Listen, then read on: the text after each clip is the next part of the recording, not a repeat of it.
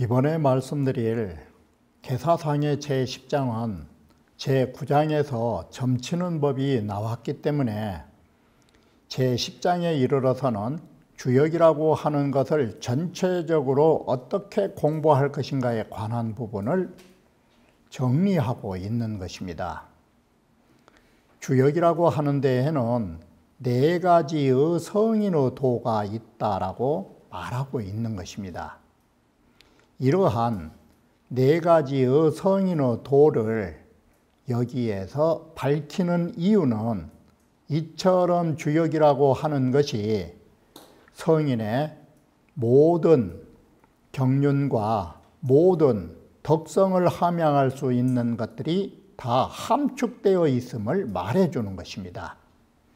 그래서 성인은 이러한 주역을 통하여 이러한 지극히 정밀하고 지극히 변화하고 지극히 신비한 존재에까지 다다를 수 있음을 말해주는 것입니다. 바꿔 말하면 주역의 이치가 지극히 정밀하기 때문에 성인이 지극히 정밀할 수 있다는 것이 되는 것입니다. 그리고 주역의 이치가 지극히 변화를 가져오기 때문에 성인 역시 지극히 변화를 가져올 수 있는 것이며, 주역의 이치가 지극히 신비하기 때문에 바로 성인은 지극히 신비한 존재에 이를 수 있음을 말해주는 것입니다. 이처럼 주역이라고 하는 걸 통해서 성인의 최고의 경지까지 이르러 주역의 이치와 하나 되는 사람을 여기에서 다시 만나게 되는 것입니다. 그러면 먼저 전체적인 장절을 도표를 통해서 보도록 하겠습니다. 계사상의 제10장은 성인이 주역을 사용하는 도에 네 가지가 있다라고 말하는 것입니다.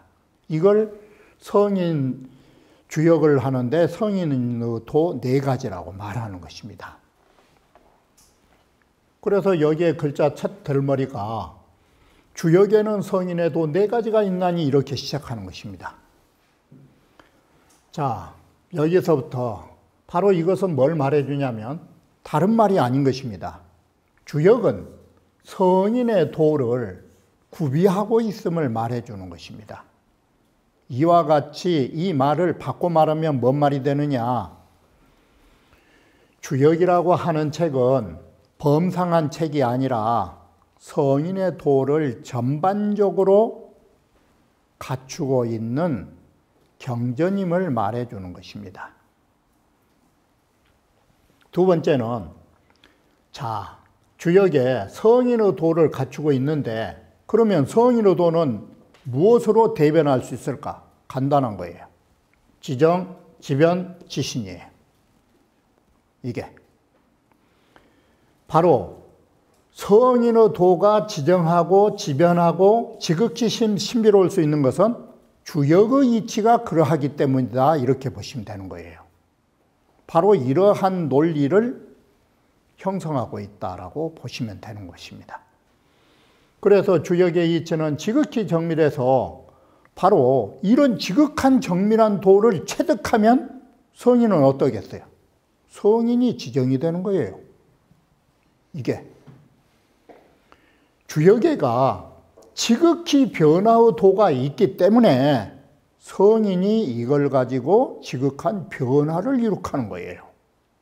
이게 세 번째도 마찬가지예요. 주역의 이치에 지극히 신비한 부분이 있기 때문에 제4절에 와서 이게 가능하다라고 보는 것이에요. 자, 그래서 성인 자격은 심심지충이라 성인께서 주역을 이렇게 만들어 놓은 데는 정말로 심심이란 말은 심이 깊다라는 말은 지극히 심오한 그런 속내, 마음충자니까 이런 정말 남들이 헤아릴 수 없는 그런 깊은 의도를 가지고 주역을 만들어 놓으셨다라고 하는 것입니다. 그래서 제6절은 앞에서 말한 대로 바로 성인께서 지극히 그 심오한 마음을 가지고 지어놓은 책이기 때문에 불행이지라 행하지 않아도 절로 이르러 온다고. 이건 뭔 말이냐? 주역이란 게 워낙 심오하게 해서 지어놓은 책이어서 변주천하지용이라 이 말은 이 세상에 필요한 용도를 어느 하나 빠짐없이 두루두루 모두 다 할 수 있는 책. 좀 과장해서 말하면 주역은 뭐든 뭔 책이냐? 이 세상에 필요로 하는 만능서적이다 이런 말이 되는 거예요. 이 변주 두 글자가 그런 뜻이 있잖아요. 그 어느 것이든 다 할 수 있는 두루두루. 이처럼 주역은 만능서적이다 라는 말뜻이 되는 것이에요. 마지막으로 주역의 자활, 주역에는 성인어도 네 가지가 있으니 이를 위한다라는 것은 앞의 문장을 전체적으로 끝맺고 있는 말이라고 하는 것입니다. 이렇게 보면 제10장도 주역에는 성인어도가 네 가지가 있느니로 시작해서 다시 찬사로 마무리를 짓는 구조를 가지고 있는 것입니다. 이처럼 역구성인지도라 주역이라고 하는 것은 성인의 도를 다 갖추고 있는 터라 고로 여기 성인지 소작이 아니라 주역의 이치에 성인의 도가 담겨져 있기 때문에 주역이라 하는 것은 성인의 도를 갖춘 사람만이 지을 수 있을 거 아니에요. 이게 주역은 성인의 도를 갖추고 있기 때문에 저자 역시도 성인의 도가 있어야 이런 도를 갖춰서 책을 쓸 수 있을 것 아니에요. 이게 그러기 때문에 주역이라는 것은 누구가 질 수 있느냐? 그래서 여기 성인지 소작이 아니라 그래서 주역은 성인께서 지으신 것이라고. 주역은 성인이 아니면 지을 수가 없다라는 것이에요. 주역이 그러한 내용이기 때문에 이렇게 해서 그러한 도를 그러하신 분이 이렇게 써서 만들어 놓은 경전임을 말해주는 것입니다. 그러면 원문을 이어서 보기로 하겠습니다. 제10장 제1절은 앞에서 말씀드린 것처럼 제9장에서 말했듯이 주역이라고 하는 것은 성인의 도를 갖추고 있기 때문에 이것은 성인만이 지을 수 있고 동시에 또 뭔 말이 되겠어요? 주역은 성인의 도라면 성인만이 쓸 수 있는 것이고 글을 쓸 수 있고 동시에 성인만이 행할 수 있는 도라 이 말이 될 거 아니에요. 이게 성인의 도니까 자 주역이라는 것은 이처럼 극대화하면 성인의 도를 담은 것으로 성인만이 지을 수 있고 성인만이 응용할 수 있다가 나오는 것이에요. 여기가. 그래서 여기 성인지도 사언하니 주역이라고 하는 데에는 성인의 도 네 가지가 담겨 있나니 주역책을 보면 성인의 도 네 가지가 있는데 그게 뭐냐면 이 언짢은 상기사하고 바로 주역으로서 말하려고 하는 사람은 앞에서 그랬잖아요. 의지 이후의 언이라 주역을 가지고 모든 것을 생각하고 헤아린 이후에 말을 하라고. 바로 이 주역으로서 말을 하려고 말을 잘하려고 하면 주역 속에 뭐가 필요하느냐? 상기사하고 그 주역 속에 괴사와 효사를 숭상해라. 바로 괴사와 효사를 잘 이해하면 말을 잘할 수 있다. 이것이 첫 번째, 이것으로서 말을 하려고 하는 사람은 주역 속에 괴사, 효사를 숭상해야 한다. 이걸 하면 정말 훌륭한 말을 할 수 있다. 바꿔 말하면 성인의 말씀을 하실 수 있다 이 소리가 되는 거예요. 이 동자는 주역으로서 움직이려고 어떤 일을 움직이려고 할 때는 주역의 어떤 부분이 필요하느냐 상기변하고 주역 속에 담겨져 있는 이 변화를 숭상하는 것이다. 주역의 역자 뜻이 수시 변역이니까 때 따라서 바로 변해 나가는 것이니까 바로 이 변역의 도를 숭상하는 것이다. 이 변역의 도는 저번에도 말씀드렸듯이 이 변역이 다른 게 아니에요. 건개로 말하면 땅속에 잠긴 용이 한 번 변하면 혈용 재전으로 밭 위로 나타난 용이 되는 것이고 한 번 더 나아가면 종일 건건을 하는 것이고 또 한 번 변하면 혹약 재현을 했다가 다섯 번째 변하면 비룡제천을 하고 이게 변화한 거 아니에요. 바로 주역 속에는 그런 변화를 가지고 있는 것이고 그러한 데 따라서 용이 날아야 할 때라면 날고 잠겨야 할 때라면 잠기는 거 이게 움직임이에요. 이게. 자, 이렇게 보면 언과 동이라고 하는 이 동자는 행할 행자 뜻이 있는 거예요. 성인의 언행을 그야말로 이끌어줄 수 있는 책. 그럼 세 번째는 뭐냐면 성인이라고 하는 것은 이 모든 인류를 위하여 모든 것을 리용이라고 하는 게 있어요. 이 정치라고 하는 것은 서경에서 뭐라고 했느냐? 정치는 딱 세 가지요. 정덕, 백성의 덕을 바로잡아 줄 것. 두 번째, 리용, 백성들이 모든 사용하는 도구를 편리하게 해줄 것. 세 번째, 후생, 백성들의 삶의 질을 높여줘야 할 것. 그런데 이 정덕과 리용과 후생 중에 기구를 제조하는 것은 어디에 속하느냐? 바로 이 직접적으로 말하면 리용이야. 요순시대의 백성들은 고생하는 것이 도구도 없이 고생하는 것이 그게 좋은 것인가? 그건 아닌 것이요. 백성들이 농사 짓는데 필요한 도구, 살아가는데 필요한 도구를 만들어주는 거 이게 리용이고 후생이야. 사람은 너무 힘들면 아무리 도덕이 좋아도 안 되는 거예요. 바로 리용을 위해서 이 제기가 필요한 거예요. 기구의 제조가 필요한 거예요. 그런데 주역에는 이런 기구 제조의 원리가 담겨져 있다는 것이에요. 그래서 이 제기자는 주역으로서 어떤 기구를 만들어서 백성들에게 편의를 주려고 한다면 주역의 어느 부분을 높이 숭상해서 눈여겨봐야 되느냐.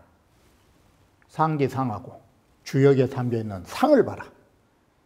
그래서 주역상에는 우물정자라든지 아니면 소정자라든지 모두 이러한 것들이 괴상에 담겨져 있다는 것이에요.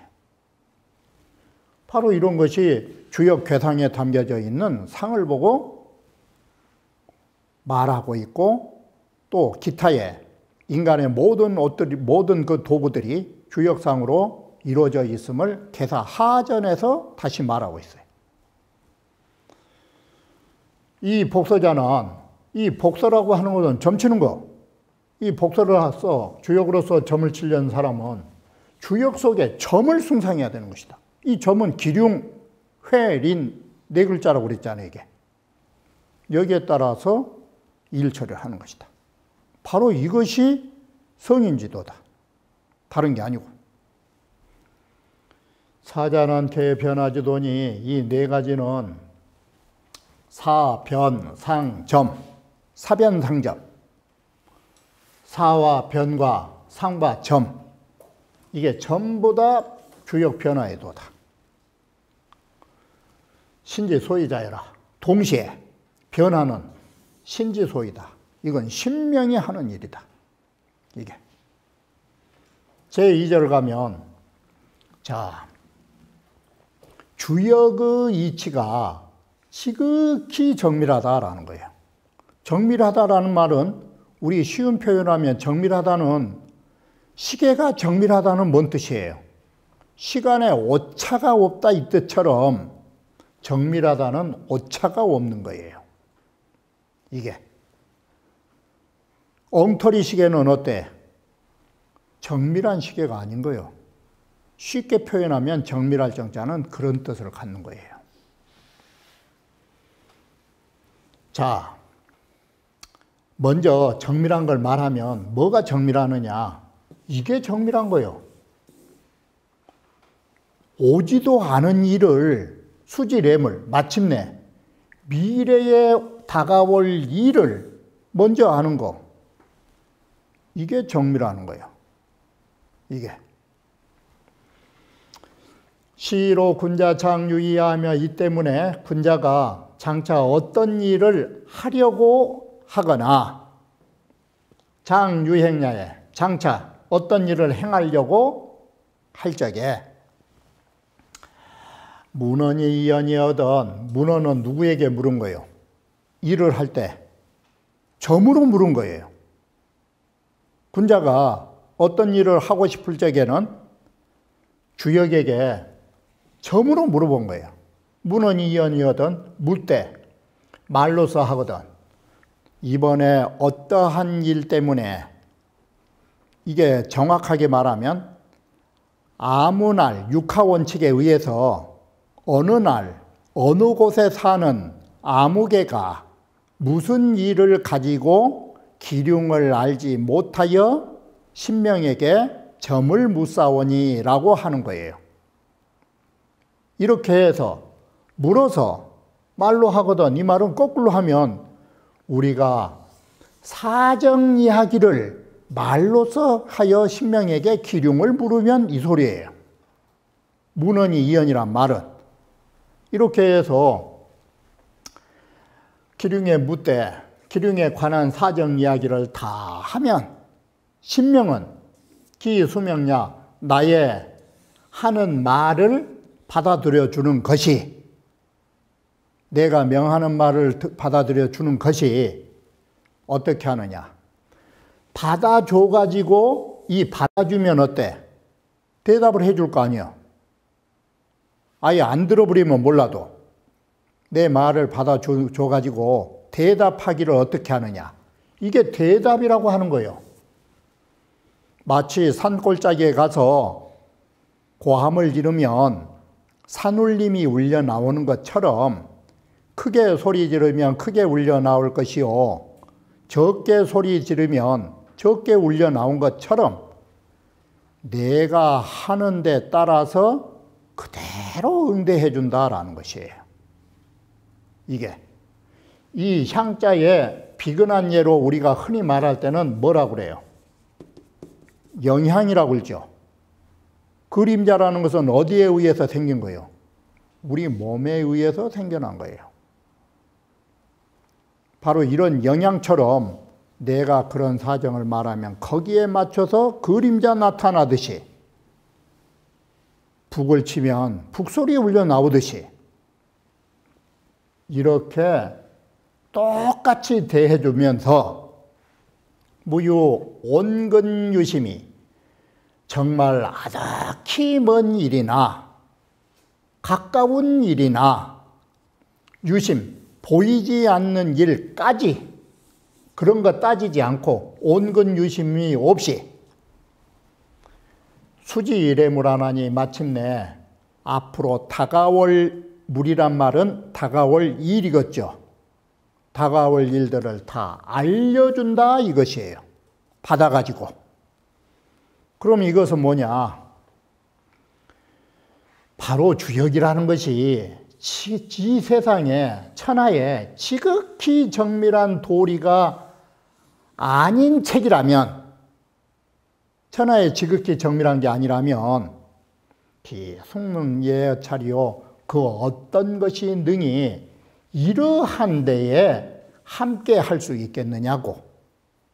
바로 이것은 신명의 눈이 이처럼 밝은 것은 마치 정밀한 기계처럼 한 채 오차도 없이 우리에게 고하는 말을, 그와 같이 미래를, 이 말을 자칫 잘못하면 뭔 말로 가냐면 앞날을 잘 맞히는 용한 점쟁이란 말이 되네요.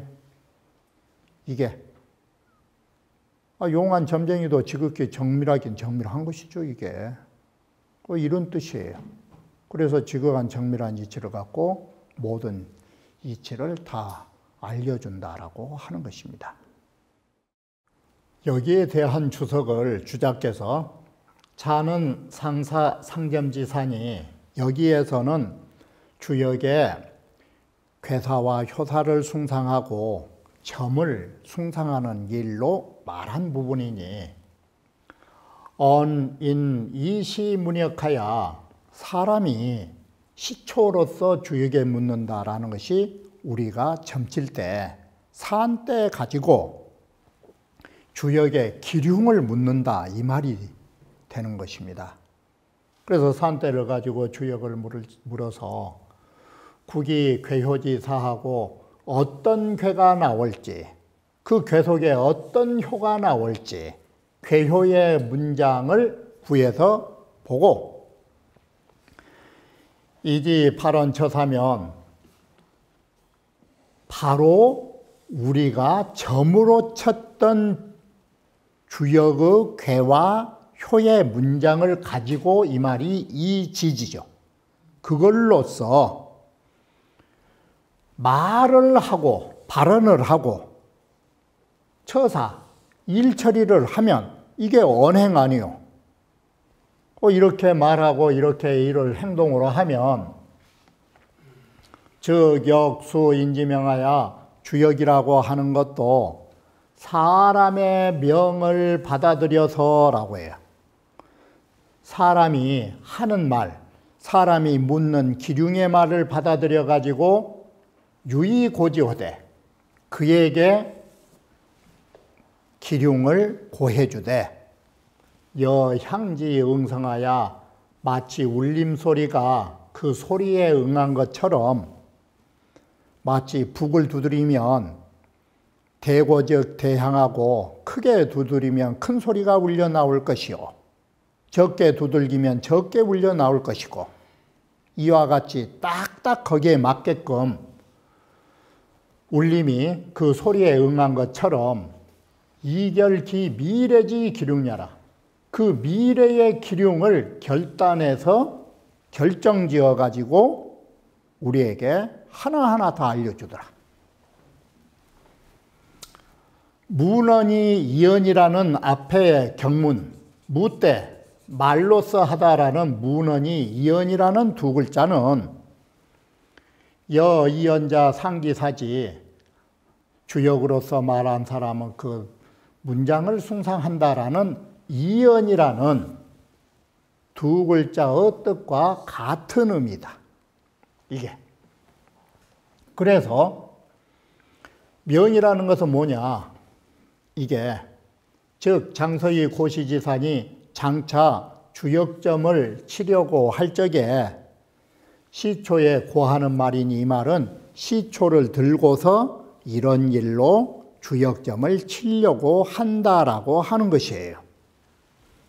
시초에게 고하는 말이니 예를 들면 관례를 할 적에 날바지를 해야 되는데 바로 서일이란 말은 다른 말로 하면 택일이란 말이 되죠. 관례를 할 때 택일을 할 적에 이 가신이 쟤는 도와주는 사람이 오른편에 서가지고 오른편에 앉아가지고 찬명이라는 것이 뭐냐면 명을 돕는다라는 이 찬자가 아무개가 나이 이미 장성하여 관례를 올리려고 하는데 어느 날이 좋을지를 몰라서 점을 날바지에 점을 치니 알려달라고. 이게 명자가 우리말로 하면 이게 고유를 하는 거예요. 날바지를 하기 위한, 관례를 하기 위한 고유의 말을 하는 거예요. 그것을 돕는다라는 것이, 돕는단 말은 뭔 말이에요? 주인이 직접 한 게 아니라 옆에 사람이 옆에 서서 바로 아무되게 아무 아들이 나이가 이제 가관할 날이라 날짜를 바로 잡으려고 하는데 이 날짜가 좋을지 어쩔지 모르겠습니다 라고 말한 것이, 여기는 고유, 사고, 차는 고유를 드리는 거예요. 그 주인을 도와서.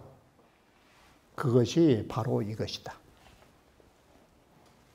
주역 절중에 보면 차절은 시석, 동적, 관기변이, 완기, 점지, 의요. 여기에서는 주역의 앞에서 나왔던 사람이 움직일 적에는 그 변화를 살펴보면서 그 점사를 음미한다라는 그 뜻을 해석하고 있는 것이다.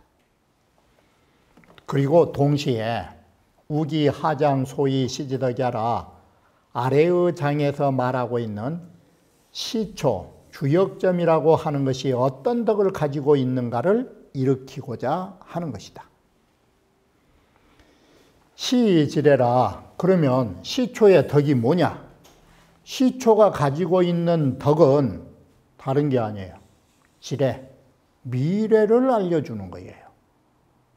시초는, 점이라는 것은 미래를 알려주는 역할을 하는 것이다. 고로 수지래물이라. 그래서 경문에 마침내 미래의 일을, 레물을, 앞으로 다가올 존재들을 알려준다라고 말한 것이다. 지정이라는 말을 뭘로 보면 쉽냐면 거울로 보면 쉬워요. 지정이라는 것은 거울로 보면 쉽다라고 하는데 여기에서 아셔야 할 게 하나 있어요. 거울의 기능은 두 가지의 기능이 있다라는 사실을 아셔야 돼요. 누구든지 거울하면 그 얼굴을 조금도 틀리지 않게 비춰준다라는 것 다 알고 있는 거예요. 비춰준 건 거울의 기능의 외적 기능이에요. 이렇게 거울이 모든 사람을 제대로 비춰주려면 전제적인 조건이 뭐가 있어야 되겠어요? 거울 자체가 하자가 없어야 될 거 아니에요. 그 거울 자체에 하자가 없다라는 것은 원래 거울을 만들 때부터 거기에 어떤 존재도 없이 모든 것을 받아들일 수 있는, 근본적으로 거울을 어떤 것도 넣어놓지 않는 그것을 만들어 놨을 거 아니에요. 그런 내면성이 있기 때문에 바깥으로 그처럼 보이는 거예요. 그것을 여기에서 뭐라고 썼느냐? 이 단계가 그 단계예요. 사람은 정확하게 모든 일을 보려면, 외적으로 정확한 것을 보려면 전제 조건이 뭐냐? 내면에 밝음이 있어야 될 거 아니에요. 이게 거울의 채용 관계예요. 그래서 거울이라는 것도 허명해야 돼. 거기에 조금이라도 만약에 거울 속에 원래가 거울이 잘못돼 가지고 어떤 점이 있다거나 검은 어떤 흔적이 남아 있으면 사람들 얼굴 보일 때마다 거기가 흔적이 있게 보일 거 아니에요. 그렇기 때문에 거울의 전제적인 조건은 허명이라고 하는 거예요. 그 어떤 것도 없어야 되는 거예요. 그리고 깨끗해야지. 그리고 그걸 비춰줘야지. 이게 거울의 두 가지 역할인 거예요. 우리도 지극히 정리를 하려면 이 두 가지가 있어야 되는 거예요. 원래 무지한 사람은 칠통처럼, 어두운 사람은 아무리 두 눈을 염라대왕 눈처럼 뜨고 봐도 안 보이는 거예요. 그건 먹통이라. 이와 같이 우리는 허명감조가 있어야 돼. 허명하고 비춰보는 거. 그래서 여수경지 무 섬에하라 거울에 한 점의 어떤 티끌마저도 없어야 그래야 모든 걸 비춰볼 거 아니야. 때가 묻지 않아야. 바로 이것이 밝은 마음을 가져야 사물을 조금도 오차가 없이 볼 수 있다는 거.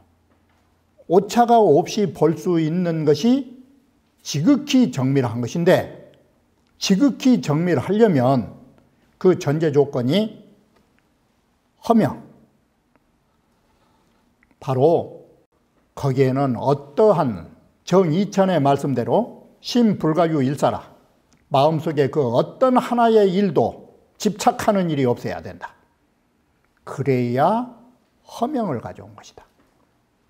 그런 사심이 없는 마음속에서 모든 사물을 관조할 수 있는 것처럼 신명이 그러하듯이다 라고 말하는 것이에요. 그러면 다음 강좌에 이어서 다시 말씀드리기로 하겠습니다.